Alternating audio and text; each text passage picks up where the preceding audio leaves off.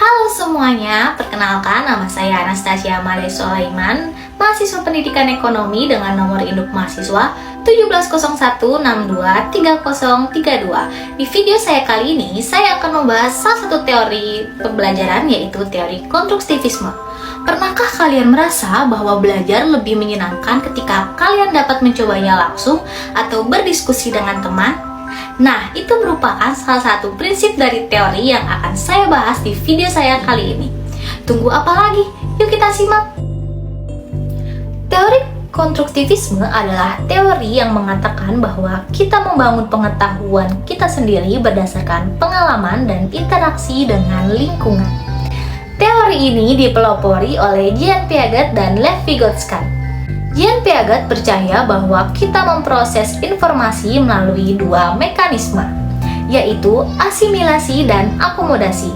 Dengan kata lain, kita memasukkan informasi baru ke dalam pemahaman kita yang sudah ada atau mengubah pemahaman tersebut jika informasi baru bertentangan. Sedangkan Lev Vygotsky menekankan pentingnya interaksi sosial. Ia memperkenalkan konsep Zone of Proximal Development atau ZPD, di mana pembelajaran akan lebih efektif jika ada bantuan dari guru atau teman. Jadi, intinya, konstruktivisme mengatakan bahwa belajar adalah proses aktif bukan pasif. Teori konstruktivisme memiliki beberapa prinsip utama. Yang pertama yaitu belajar adalah proses aktif. Siswa harus aktif terlibat dalam pembelajaran, misalnya dalam pelajaran sains. Siswa diminta melakukan eksperimen sederhana untuk memahami konsep, bukan hanya membaca teori. Kemudian yang kedua yaitu mengaitkan dengan pengalaman. Belajar lebih bermakna jika dikaitkan dengan pengalaman pribadi. Contohnya, siswa menggambar peta lingkungan rumah mereka untuk pelajaran geografi. Kemudian yang ketiga ada interaksi sosial. Diskusi kelompok membantu siswa memahami perspektif baru dan memperkaya pengetahuan mereka. Dan yang terakhir ada guru sebagai fasilitator. Guru bukan satu-satunya sumber informasi, tetapi pendamping yang membantu siswa menemukan jawaban mereka sendiri. Lalu, bagaimana teori ini diterapkan? Ada beberapa metode yang cocok dengan pendekatan konstruktivisme.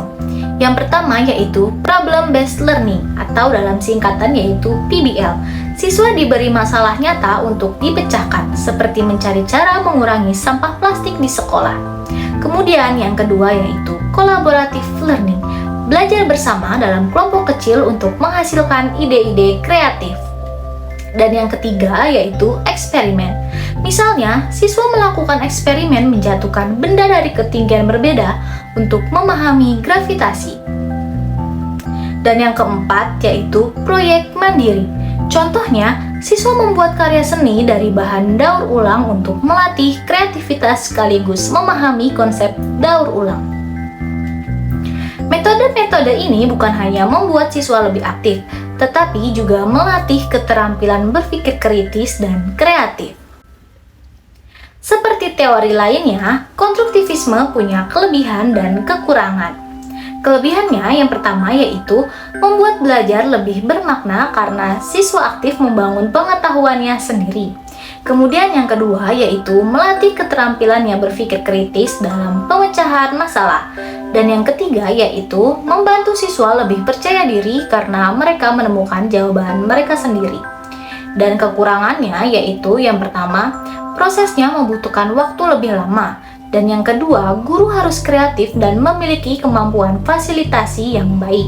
Dan yang ketiga, tidak semua siswa mudah beradaptasi dengan metode ini, terutama mereka yang terbiasa dengan metode tradisional. Namun, meskipun ada kekurangannya, teori ini tetap menjadi salah satu pendekatan terbaik untuk pembelajaran yang lebih mendalam dan relevan. Jadi, itulah pembahasan kita tentang teori konstruktivisme. Ingat, belajar itu adalah proses aktif, bukan sekedar menerima informasi. Dengan pendekatan konstruktivisme, kita bisa membuat pembelajaran lebih bermakna dan menyenangkan. Terima kasih sudah menonton, jangan lupa untuk terus belajar dan berbagi ilmu.